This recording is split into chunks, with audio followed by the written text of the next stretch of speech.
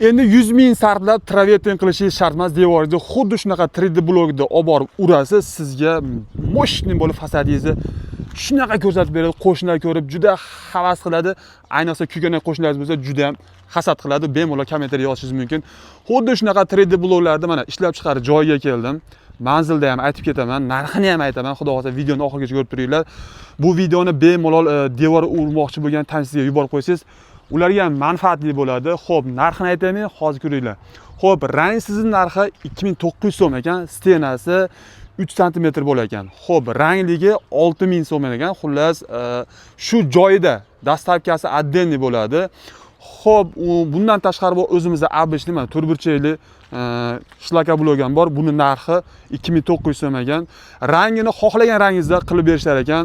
Shu akamizning nomerini pastga qo'yib qo'yaman. Bemalol telefon qilib so'rashlaringiz mumkin. YouTube'ga o'tsalang yana ham podrobniy qilib video qilganmiz.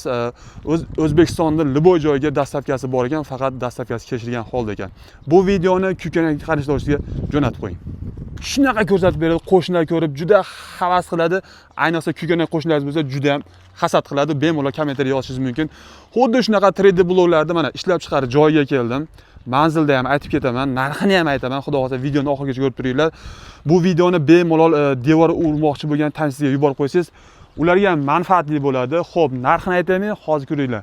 Xo'p, rang sizni narxi 2900 so'm ekan, stenasi 3 sm bo'lar ekan. Xo'p, rangligi 6000 so'm ekan. Xullas, shu joyida dastavkasi отдельный bo'ladi.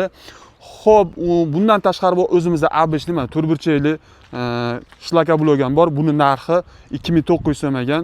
Rangini xohlagan rangingizda qilib berishlar ekan.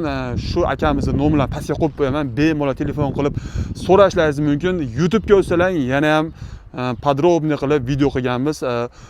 O'zbekistonning liboy joyiga dastavkasi bor ekan, faqat dastavkasi kechirgan holda ekan. Bu videoni kuykan qarashlovchiga jo'natib qo'ying.